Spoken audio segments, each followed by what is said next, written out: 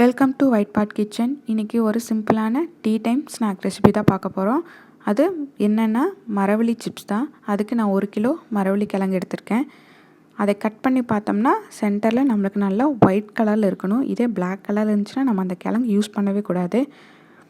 இப்போ பாருங்கள், இது எவ்வளோ நல்லா ஒயிட் கலராக இருக்குன்னு. இது நல்லா வாஷ் பண்ணிவிட்டு அதோட தோலெல்லாம் நல்லா சீவி எடுத்துக்கலாம். அதோட ஸ்கின் ரிமூவ் பண்ணும்போது கொஞ்சம் கேர்ஃபுல்லாக ரிமூவ் பண்ணணும். அதோட ஸ்கின் வந்து ரொம்ப ஹார்டாக இருக்கும்.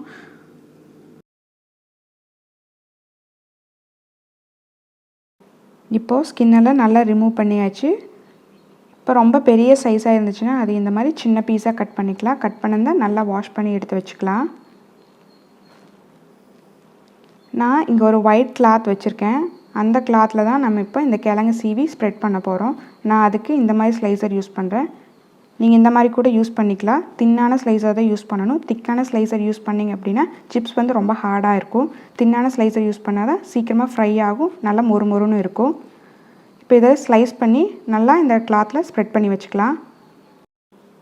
இதே மாதிரி எல்லாமே ஸ்லைஸ் பண்ணி வச்சுட்டு இப்போ ஆயிலில் எப்படி ஃப்ரை பண்ணலான்னு பார்க்கலாம். அதுக்கு ஒரு பாத்திரத்தில் தேவையான அளவு எண்ணெயை சேர்த்து சூடு பண்ணிக்கலாம். இப்போ ஆயில் நல்லா சூடாயிடுச்சு. இப்போ ஸ்லைஸ் பண்ணி வச்சுருக்க பீசஸ் எல்லாம் கொஞ்சம் கொஞ்சமாக போட்டு நம்ம பொரிச்சு எடுத்துக்கலாம். 2 நிமிஷம் நல்லா எண்ணெயில் ஃப்ரை ஆகட்டும். இப்போ நல்லா ஃப்ரை ஆகிடுச்சு. எண்ணெயோட கொதி கம்மியாயிடுச்சு. இப்போ இந்த டைமில் நம்ம எடுக்கும்போது நல்லா சவுண்டு மொறுமொறுன்னு சவுண்டு கேட்கும். ஸோ அந்த ஸ்டேஜில் எடுத்து நம்ம வேறு பிளேட்டுக்கு ட்ரான்ஸ்ஃபர் பண்ணிடலாம். இப்போது இதே மாதிரி எல்லா பீசஸையும் ஃப்ரை பண்ணி எடுத்து வச்சுக்கலாம். ஃப்ரை பண்ண பீசஸ் எல்லாத்தையும் வேறு பாத்திரத்தில் ட்ரான்ஸ்ஃபர் பண்ணிக்கலாம். இது இப்போ எவ்வளோ மொறுமொறுன்னு வந்திருக்குன்னு பாருங்கள். இதுக்கு மசாலா சேர்த்துக்கலாம். அதுக்கு ஒரு பவுலில் 2 ஸ்பூன் மிளகாய்த்தூள் சேர்த்துக்கலாம். 1 ஸ்பூன் உப்பு, 1/2 ஸ்பூன் கரம் மசாலா சேர்த்து நல்லா மிக்ஸ் பண்ணிக்கலாம். இதுக்கு கரம் மசாலா சேர்த்தும்போது நல்லா டேஸ்ட் நல்லாயிருக்கும். இப்போ நல்லா மிக்ஸ் ஆகிடுச்சு.